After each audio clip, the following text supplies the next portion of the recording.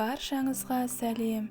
Мен сіздермен бірге жұмсақ әрі дәмді шығатын шоколадты круассандарды бірге әзірлейтін боламыз. Ол үшін лайк басып, арнама тіркеліп, қоңыраушаны баса кетіңіздер.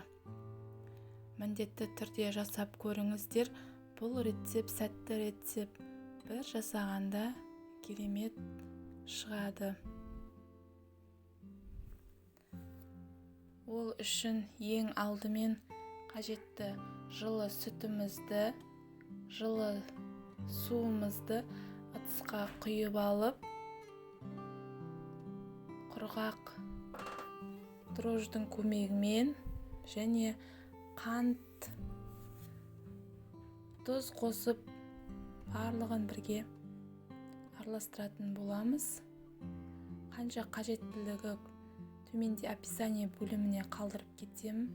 Мінекей арнайы венчиктің көмегімен осылайша араластырып, әбден араласқанға дейін күтеміз. 10-15 минутқа бетін жауып қойып қойыңыздар. 15 минуттан кейін осындай реакцияны көретін боламыз. Қоспамызға келесі жұмыртқаның ақ уызы мен сары уызын бірге салатын боламыз. Мінекей мына жерде сары уызын бөлек алып қойдым. Ол қазір дайын болған круассандардың бетіне жағу үшін қажет. Мінекей 2 ас қасық шемішке майды құйдым.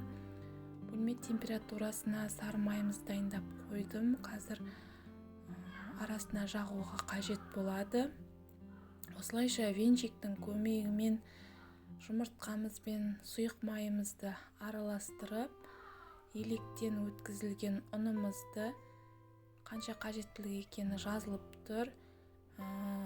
Қоспамыз өте сұйық та, қатты да болып қалмау керек.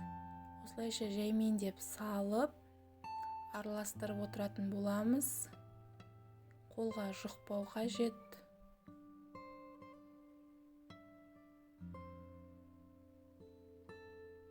Әркімде әрқалай.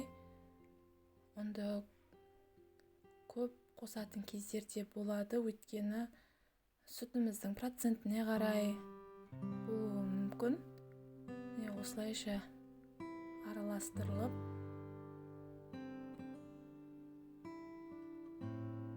басын біріктіретін боламыз.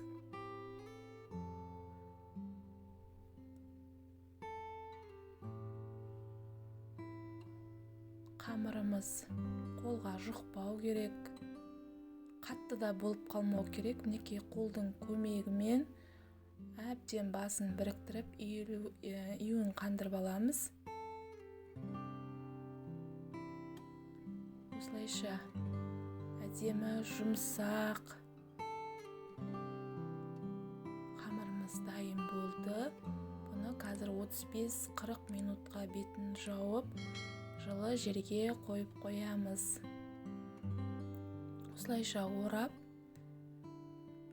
45 минутты күтеміз. Мінекей 45 минут өтті. Қамырымыз өте әдемі, керемет болып көтерілді. Кішкене қолымызды сұйық маймен майлап, қамырымызды бірнеше бөліктерге, яғни күлшелейтін боламыз.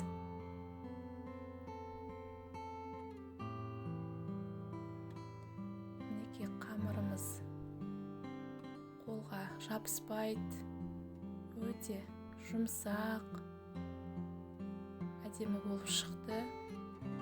Осылайша 2 күлшеге бөліп, осылай домалақтап бірнеше күлшелерге бөлетін боламыз.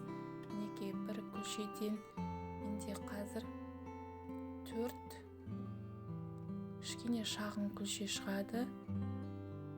Барлығын дайындап, домалақтап аламыз қазір. Мінекей 4-4-тен 8 шағын күлшем дайын болды. Барлығын қазір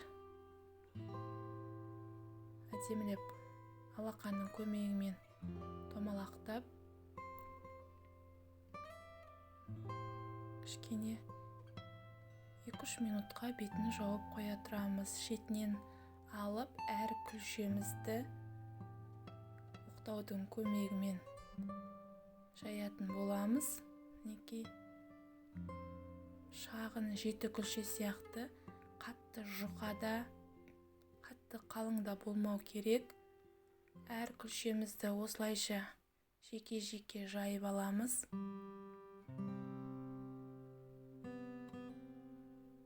Дайын болған күлшемізді шетінен дайындап, бетіне бөлме температурасындағы сары майымызды жағатын боламыз. Арасына сары майды арнайы газда ерітудің қажеті жоқ.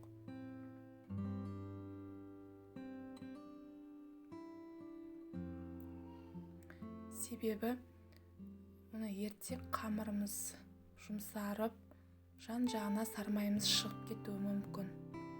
Сол үшін бөлме температурасында болса жеткілікті. Осылайша арасына сары майымызды жағып, әр қабат сайын күлшелерімізді жайып қоятын боламыз.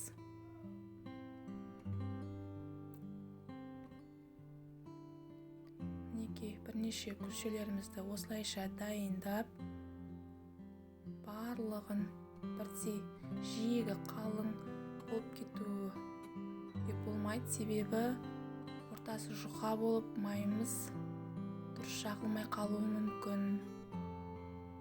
Әр қабатқа жағып шықтым. Сіздер де осылай дайындап көрсеңіздер болады.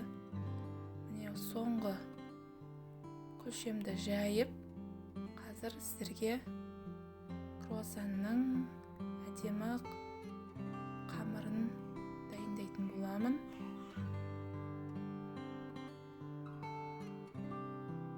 Мінекей дайын болды.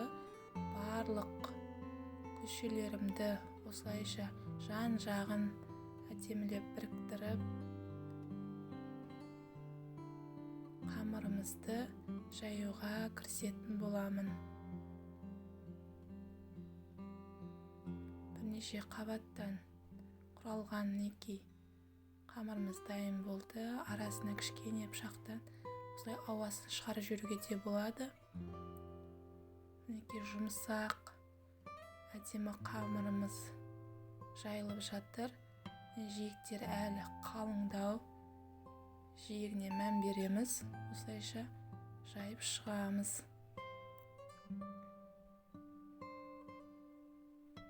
Мінекей қамырым дайын болды.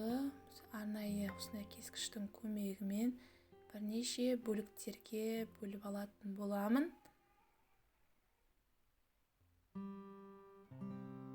Сіздер де осылай жасап көріңіздер, үй үшін қуантыңыздар. Әсіресе балалар өте сүйсініп жейтін тәттілердің бірі. Арасына шоколадты жақсаңыздар да болады, жақпасаңыздар да болады. Мінекей шоколадты осылайша салып шықтым. Шоколадтан бұрын жиегін осылайша кесіп шықсаңыздар болады. Круассандар өте әдемі көтеріліп оралу үшін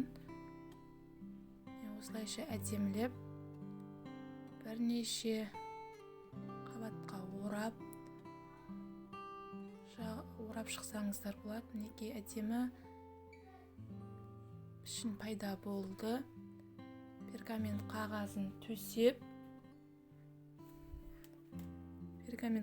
төсеп, осылайша қалыпқа салып қоямыз.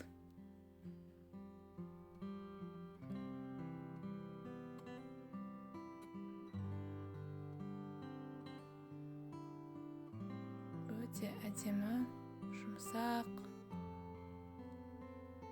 круассандар пішініп дайын болып жатыр.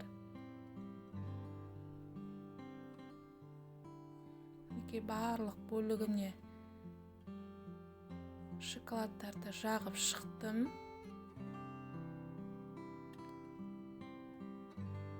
Сіздерде нутелла болсын, үйде бар шоколадтар болсын, джем болсын, қандай тәттілер бар, өздеріңіз салып көрсеңіздер болады. Салманы қоспай-ақ дайындасаңыздар да өте керемет әдемі болып шығады. Мінекей шетінен осылайша орап шығамыз. Жұмыртқамыздың бағана дайындаған сары уызын бетіне жағып, міне әсел пешке 35-40 минутқа қойдым. Өте жұмсақ сарғыш түсті круассандарымыз дайын болды. Сіздер де жасап көріңіздер. Өте әдемі, дәмді, қытырлаған круассандарымыз. Сіздерге ұнайды деген ойдамын. Лайк басып, арнама тіркеліп, қоңыраушаны баса кетіңіздер.